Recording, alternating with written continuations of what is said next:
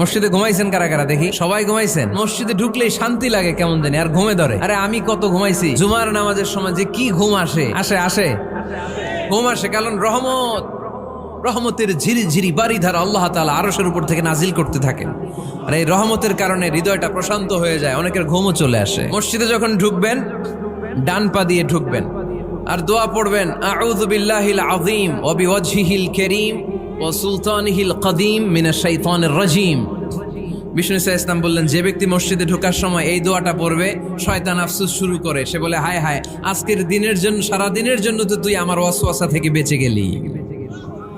আজকের সারা দিনের জন্য তোরে আমি হারালাম, আজকের সারাটা দিন আল্লাহর পক্ষ থেকে প্রোটেকশন নিয়ে তুই বেঁচে গেলি। আজকের জন্য যা, কালকে তোরে আমি ধরবো।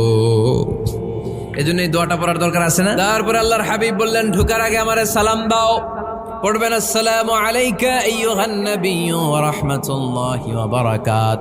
এই দুইটা জিনিস যখন করে ফেললেন, তখন ডান পা দিয়ে পড়বেন, আল্লাহুম্মা ইফতাহ লি আবওয়াবা রাহমাতিক। সুবহানাল্লাহ পড়েন।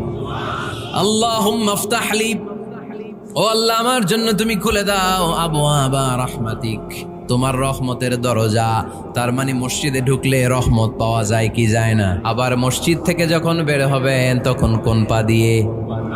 বাম পা দিয়ে কি পড়বেন? আল্লাহুম্মা ইন্নী আসআলুকা মিন ফাদলিক, ও আল্লাহ তোমার কাছে আমি তোমার পক্ষ থেকে ফদল চাই, মানে রিজিক চাই। রিজিক দেয়ার মালিক কে? তার মানে খুব সোজা সাপটা কথা হচ্ছে, মসজিদের ভিতরে পাওয়া যায় রহমত, আর বাইরে পাওয়া যায় ফদল বা রিজিক। মসজিদের ভিতরে রিজিক আছে, তার মানে সারাদিন মসজিদে বসে থাকলে রিজিক মিলবে। নামাজের সময় নামাজ পড়তে হবে, কাজের সময় কাজ করতে হবে। এটাই হচ্ছে ইসলামের বিধান।